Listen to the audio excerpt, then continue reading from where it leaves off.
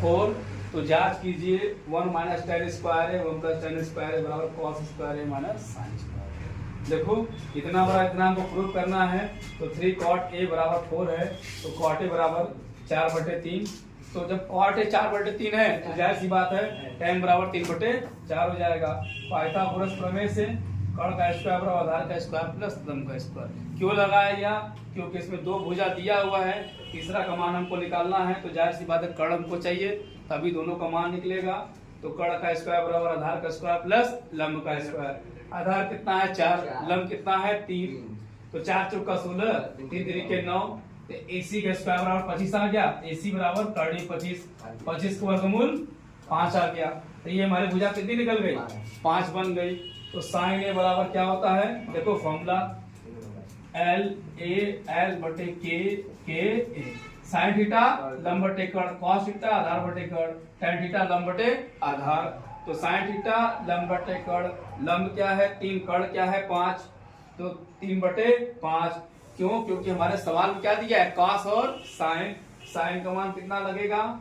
Sign हो जाएगा हमारा ये हो गया कॉस का मान आधार बटे कर्ण 4/5, 4/5। इतना क्लियर हो गया।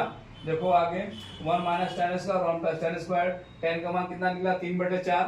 तो 3/4 का होल स्क्वायर यहाँ 3/4 का होल स्क्वायर। क्यों? ये माइनस है क्या है प्लस है। 3 तरीके 9, 4 चौके 16। नीचे भी वही काम है 3 तरीके 4 चौके 16।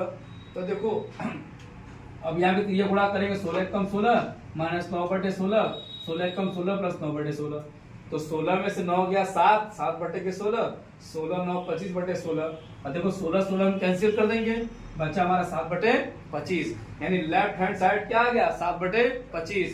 तो अब राइट में हम ये लेके चलेंगे, अगर ये बराबर आ गया ये भी समान आ गया तो वैल्यू हमारी क्लियर है।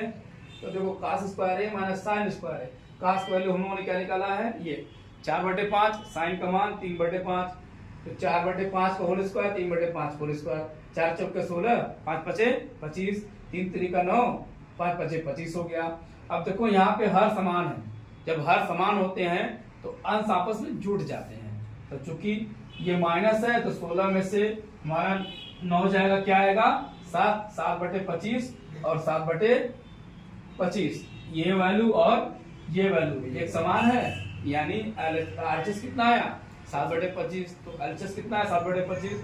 तो लेफ्ट इक्वल टू राइट हमारा सिद्ध हो गया सवाल।